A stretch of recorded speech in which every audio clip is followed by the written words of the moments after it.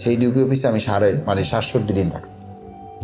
মানে ওটা শেষের দিকে আমার কাছে বাড়িঘরের মতো মনে হয়েছে যে আমার বোধহয় এখানেই থাকতে হবে হয়তো আর কি। তো ওরা বলতো যে আপনাকেও আমরা আর কত জিজ্ঞাসাবাদ করবো তাও বুঝতেছি না, সরকারও চাচ্ছে, কি করবো ভাই, ধৈর্য ধরেন। মানে কতটা মস্কারা করতো এবং কতটা উপহাস করতো।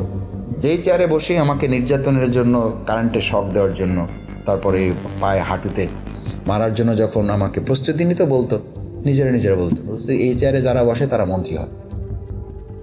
আমি বললাম এটা কি বললেন?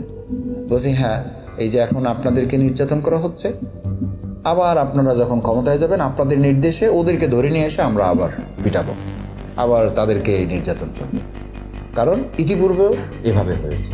সুতরাং এই চেয়ার আপনি বসছেন, আপনিও মন্ত্রী হন। পাশে আরেকজন হাসতেছে, বলছে উনি তো মন্ত্রী আছেই, শিবিরের কেন্দ্রীয় সভাপতি ছিল উনি, জোট সরকারে ওনাদের 2জন মন্ত্রী ছিল। আমি মনে মনে ভাবতেছিলাম যে একটা দেশের প্রশাসন কতটা মানে দলবাজ হলে একটা মানে সাধারণ আসামিকে এই কথা বলতে পারে যে মানে একদিকে নির্যাতন চলবে আর একদিকে মন্ত্রিত্বের সে মানে বয়ান শোনাইতেছে।